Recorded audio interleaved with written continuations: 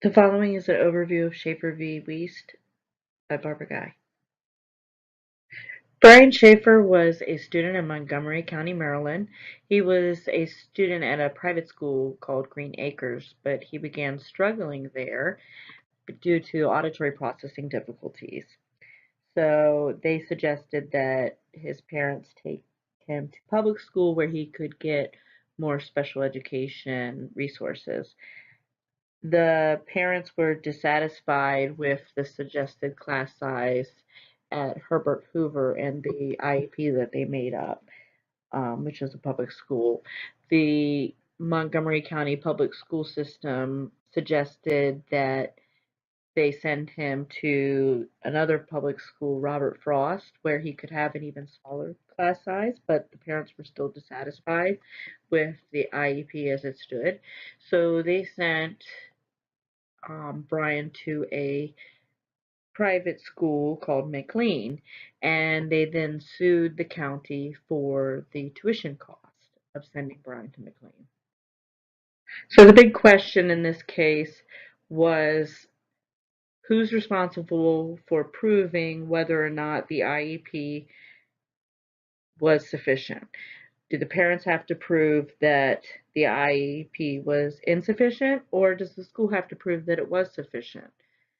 It's all about the burden of proof.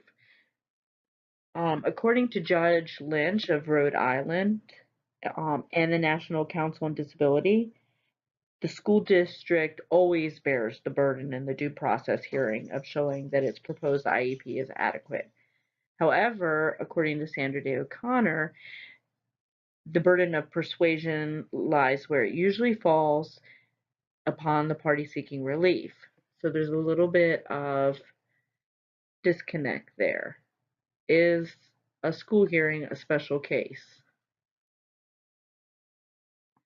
Part of the problem here lies in the fact that the Individuals with Disability Education Act doesn't actually put the burden of proof on anybody.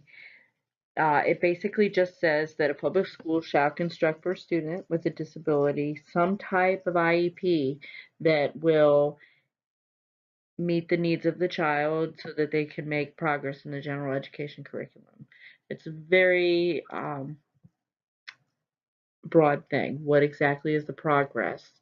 How sufficient does it need to be?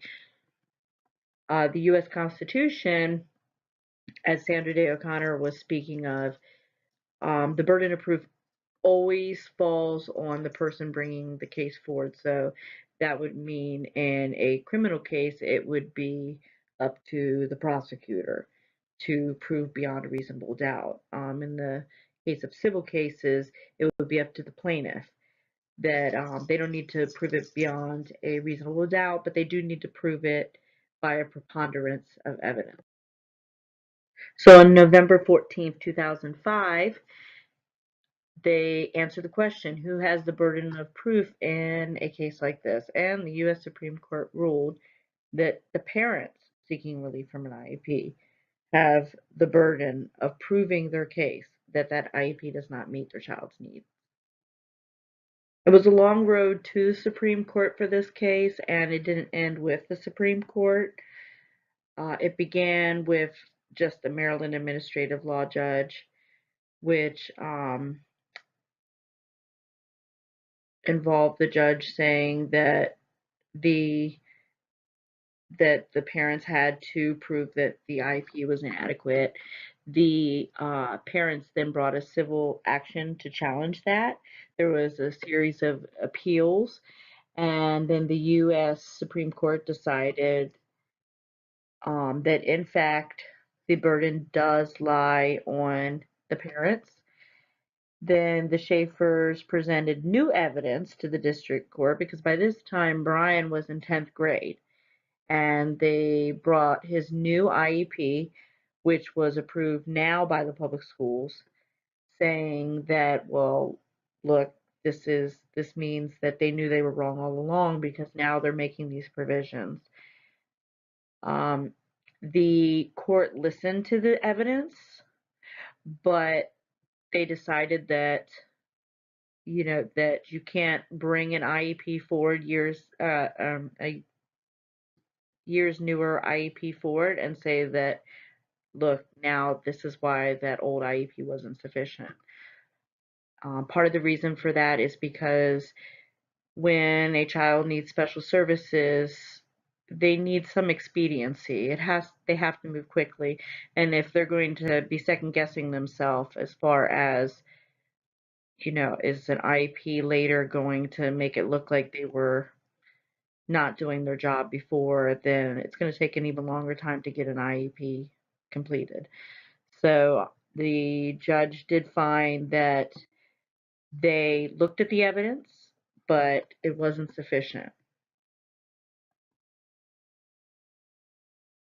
So what this means for future cases is that the burden of proof, as with non-educational cases, both criminal and civil, will fall on the person bringing the challenge to the court, just as Sandra Day O'Connor was quoted saying.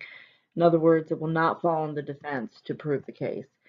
So therefore, if a parent is bringing a case forward about the IEP, then they have to prove their case. If they think it's inadequate, they need to prove that it's inadequate. If the school is bringing a case forward for some reason against the parents, then they would have to prove what it is that they're trying to bring forward. It's up to the plaintiff.